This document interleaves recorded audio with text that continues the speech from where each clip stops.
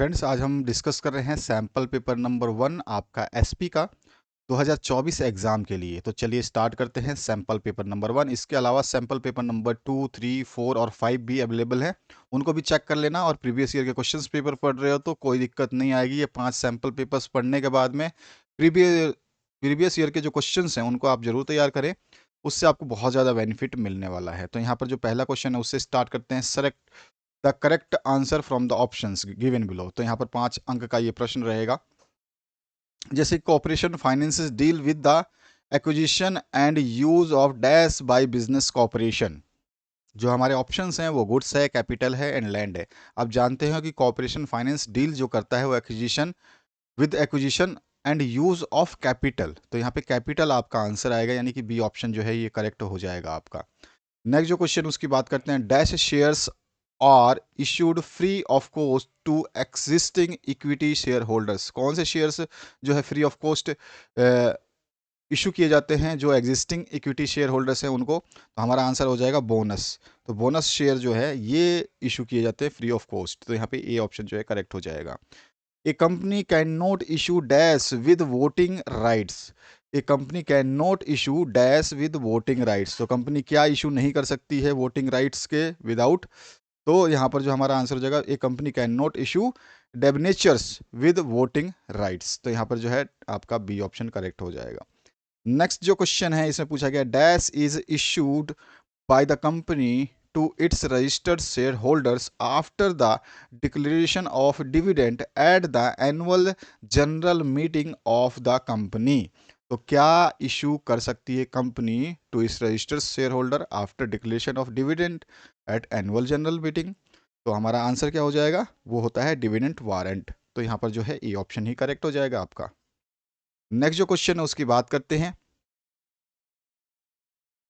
यहां पर दिया गया है, risk of losing certificates exist in dash mode. किस मोड में एग्जिस्ट करता है आपका रिस्क ऑफ लूजिंग सर्टिफिकेट? तो फिजिकल मोड में जो है एग्जिस्ट करेगा। तो यहाँ पर जो है आपका ए ऑप्शन करेक्ट हो जाएगा। तो ये आपके 5 MCQ आपने करे तो 5 नंबर आपको मिल गए। सेकंड जो आपका यहाँ पर बी पार्ट होगा ये भी 5 नंबर का होगा, सी पार्ट होगा वो भी 5 नंबर का होगा और डी पार्ट भी 5 नंबर का ही होने वाला है।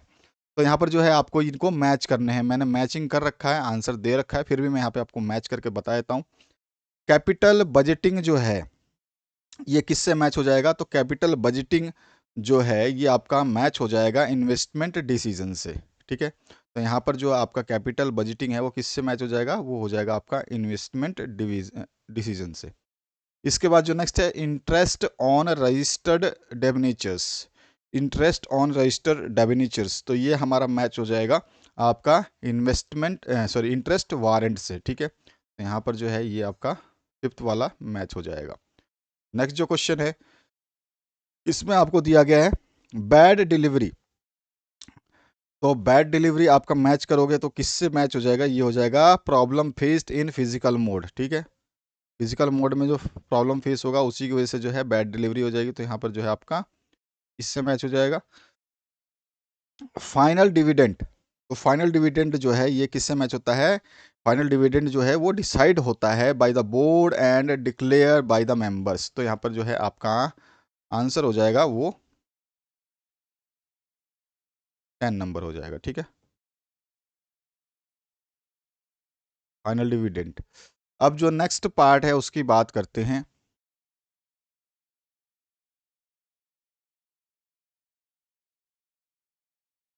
इसमें आपका ई पार्ट जो है फाइनेंशियल मार्केट।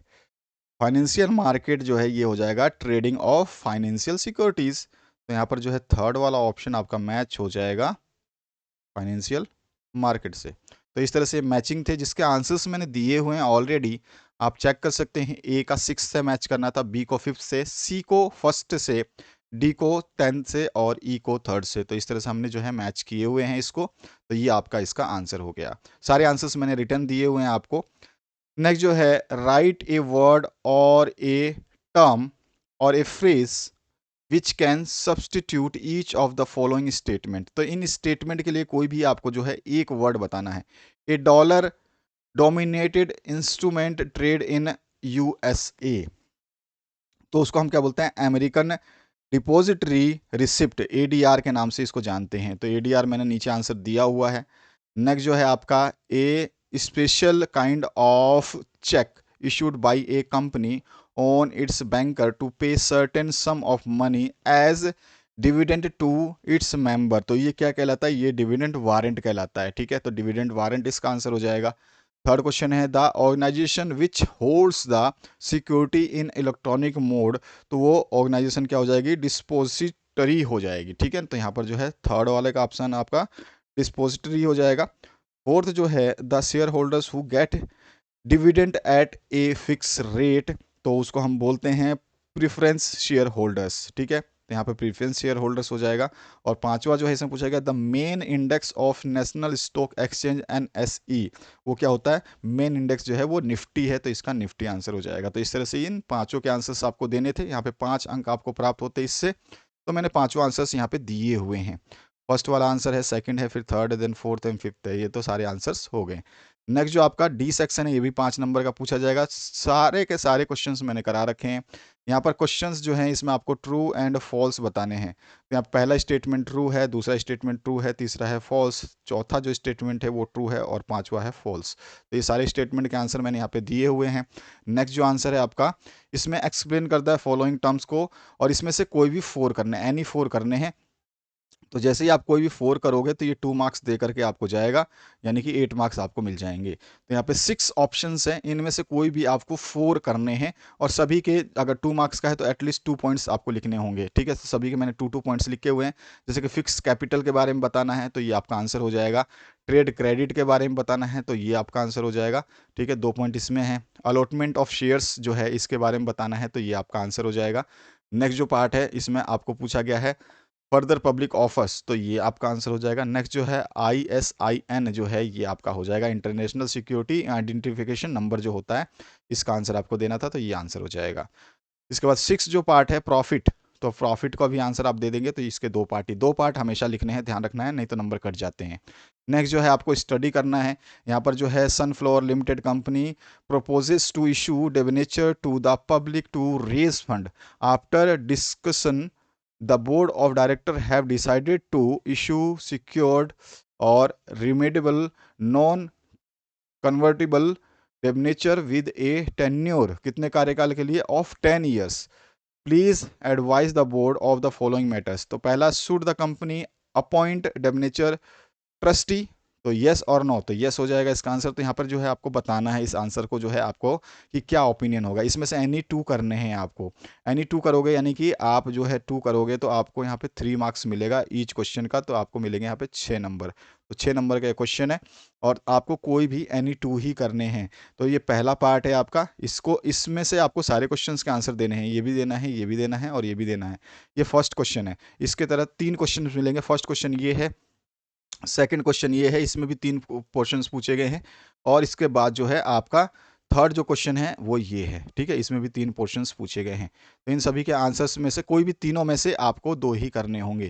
ठीक है, ये ध्यान रखना है। फर्स्ट वाला करिए, या फिर आप सेकंड वाला करिए, या फिर आप थर्ड वाला करिए। इसमें तीनों में से कोई भी 2 ही चूज कर सकते हैं। आपको यहाँ पर एनी 2 ही करने हैं, ये ध्यान रखना है आपको। 2 करोगे तो 3 मार्क्स के हिसाब से जो है एक एक नंबर के क्वेश्चन हैं, 3 मार्क्स। तो यहाँ पे फर्स्ट क्वेश्चन का आंसर मैंने लिख दिया है। ये आपका फर्स्ट क्वेश्चन का आंसर, सेकंड क्वेश्चन का आंसर और थर्ड क्वेश्चन का आंसर हो जाएगा फर्स्ट वाले पार्ट का। सेकंड पार्ट जो है इसमें भी 3 क्वेश्चंस हैं, तीनों क्वेश्चंस के आंसर यहाँ पर मैंने दे दिए हैं। आप आराम से इसको समझ सकते हो पढ़ करके, थ्योरी बेसिस है सारा का सारा। और यहाँ पर जो थर्ड पार्ट है इसके भी 3 क्वेश्चंस हैं, जिसके आंसर्स आपको इस तरह से लिखने होंगे। तो ये आपका आंसर्स हो गए। पांचों सैम्पल पेपर्स अच्छे तरीके से तैयार करना। जितने भी मैं क्वेश्चंस दे रहा हूँ आपको बढ़िया तरीके से तैयार करना है। ये सारे के सारे सभी सब्जेक्ट्स के अवेलेबल करा दिए हैं मैंने। चाहे आपका अकाउंट्स हो यानी कि बुक कीपिंग है, उसके भी 5 सैम्पल पेपर्स दे दिए हैं मैंने आपको। OCM के 5 सैम्पल पेपर्स अवेलेबल हैं, SP के 5 सैम्पल पेपर्स अवेलेबल हैं, इंग्लिश के 5 सैम्पल पेपर अवेलेबल हैं। तो आपके जो भी सब्जेक्ट है, इकोनॉमिक्स, उसके भी 5 सैम्पल पेपर्स अवेलेबल है, विद सॉल्यूशंस अवेलेबल है। ठीक है, यहाँ पर जो है आपको एनी 3 करने हैं, और जो है आपको क्या बताना है, अंतर बताना है, डिफरेंसेस बताने हैं।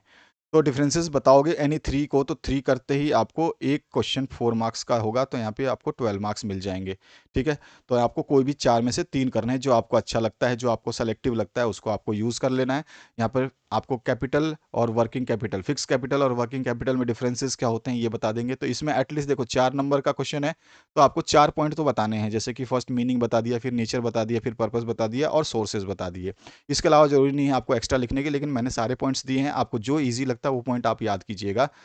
इसके बाद जो है नेक्स्ट आपका इनिशियल पब्लिक ऑफर और फर्दर पब्लिक ऑफर में क्या डिफरेंसेस होते हैं, तो इसके आंसर्स को मैंने यहाँ पे दिया है। इसमें भी आपको 4 पॉइंट एटलीस्ट एनी 4 पॉइंट्स लिखना है, एनी 4 पॉइंट्स।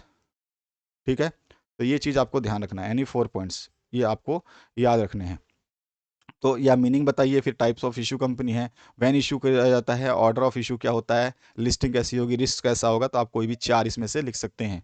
इसके बाद जो है आपको बताना है डीमेटर रियलाइजेशन एंड रीमेटेरियलाइजेशन, तो दोनों में आपको अंतर बताना है। इसमें मीनिंग और कन्वर्जन, उसके अलावा फॉर्म कैसा होता है, इसका यूज़ ऑफ फॉर्म कैसा हो जाएगा वो बता सकते हैं, सीक्वेंस कैसा होता है, और फिर आइडेंटिफिकेशन ऑफ सिक्योरिटीज़ कैसे की जाती है, सिक्योरिटी मेंटेनेंस अथॉरिटी कैसी होती है इसमें, और डिफिकल्टी ऑफ प्रोसेस। इसमें भी आपको कोई एनी फोर ही करने हैं, एनी 4 पॉइंट्स जो है आपको लिख लेने हैं। ठीक है, ये ध्यान रखना है कि आपको जितने नंबर हैं उतने पॉइंट्स ही आपको लिखने हैं।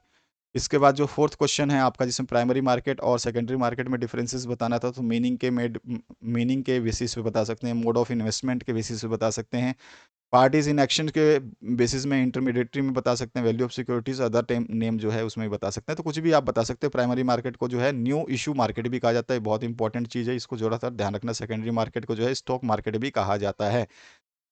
इसके बाद जो नेक्स्ट क्वेश्चन है, इसमें आपको एनी टू करने हैं, और टू करोगे तो आपको 4 मार्क्स का मिल जाएगा, यानी कि आप जो है यहाँ पर अटेम्प्ट कर रहे हो, तो ये आपको दे रहा है 4 मार्क्स 2 क्वेश्चंस के। तो आपको कोई भी तीनों में से आपको ओनली 2 अटेम्प्ट करने हैं, और इनको ब्रीफ में आपको जो है आंसर देना है। तो फर्स्ट जो है ग्लोबल डिस्पोजिटरी रिसिप्ट क्या होता है, इसके बारे में आपको समझाना है। तो एटलीस्ट 4 पॉइंट तो आपको फिर से लिखने होंगे, तो इसमें भी आप जो है देख सकते हैं first point, second point, third point and 4 point. इसके अलावा आप 5th पॉइंट लिखना चाहें तो लिख सकते हैं, जरूरी नहीं है कि आप लिखें। इसके बाद जो है नेक्स्ट है 4 provisions of companies act 2030 for issuing debenture, कौन कौन से प्रोविजंस हो सकते हैं। तो यहाँ पर जो है नो वोटिंग राइट्स है, टाइप्स ऑफ डिबेंचर्स है, ये सारे के सारे पॉइंट्स से कोई भी 4 पॉइंट आप इसमें बताएंगे। ठीक है, तो कोई भी 4 पॉइंट आपको जो अच्छा लगता है उसको आप लिखेंगे इसमें। इसके बाद जो है different modes of payment of dividend कौन कौन से हो सकते हैं, तो ये सारे के सारे पेमेंट ऑफ डिविडेंड के मोड्स हैं।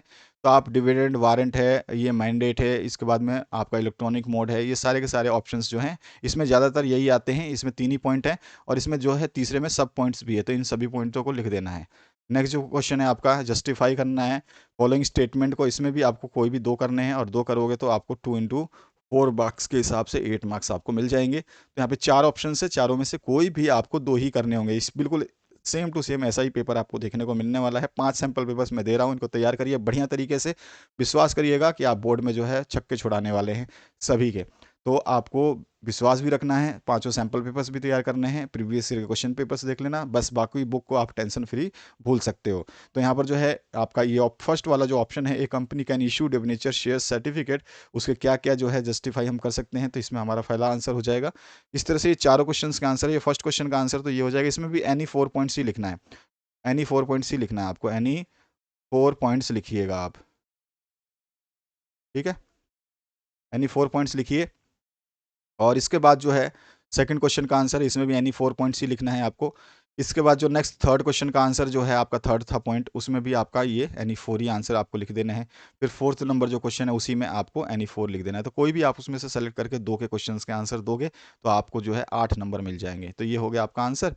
इसके बाद जो है सातवां क्वेश्चन जो है आपका, इसमें पूछा गया है एनी 2 को करना है। ठीक है, अगर आप 2 करते हैं तो आपको जो है 5 मार्क्स के हिसाब से 10 मार्क्स मिलेंगे। यहाँ पे 3 क्वेश्चंस हैं, इसमें आपको राइट करना है एक letter share holder regarding issue of bonus shares, दूसरा लेटर राइट करना है आपको debenture holder regarding the payment of interest through interest warrant, और थर्ड जो है आपको एक ड्राफ्ट करना है letter thank you to the depositor of a company. तो तीनों लेटर्स में से कोई भी आपको 2 लेटर्स करने हैं।